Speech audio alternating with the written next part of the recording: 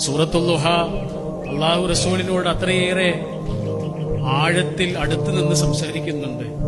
ജീവിതത്തിൽ ചിലപ്പോൾ സങ്കടങ്ങളൊക്കെ വരുമ്പോഴേ മനസ്സ് നമ്മുടെ കയ്യിൽ നിന്ന് പോകുന്നു എന്ന് തോന്നുമ്പോൾ സൂറത്തുൽ ദുഹ എടുത്തിട്ടൊന്ന് മറിച്ചു നോക്കണം. മരുഭൂമിയിലെ ഒറ്റ മരമാണ് സൂറത്തുൽ ദുഹ. വിശുദ്ധ ഖുർആനിന് അങ്ങനെ ഒരു മാന്ത്രികതയുണ്ട്. ചില സമയത്ത് ചിലത് നമ്മൾക്ക് അത്രയേറെ അടുത്ത് നിൽക്കും. അങ്ങനെ ഒന്നാണ് സൂറത്തുൽ ദുഹ. ആദ്യം റസൂലിനോട് റസൂലിന്റെ പഴയ കാലം പറഞ്ഞു കൊടുക്കുക. അനാഥനായിരുന്നു നിങ്ങൾ, പക്ഷേ നിങ്ങളെ ഞാനാണ് സനാഥനാക്കിയത്. ആരുമില്ലാത്തവനായിരുന്നു നിങ്ങൾ, ആരൊക്കെയുള്ള ഒരാളാക്കി നിങ്ങളെ മാറ്റിയത് പഠിച്ചവനാണ്. എല്ലാ വാതിലുകൾ അടഞ്ഞാലും ഒരു ജനൽ തുറക്കപ്പെടും പ്രവാചകരെ. എല്ലാ വാതിലുകളും അടഞ്ഞിട്ടുണ്ടാവും, പക്ഷെ ഒരു ജനൽ, ഒരൊറ്റ ജനൽ നമ്മൾക്ക്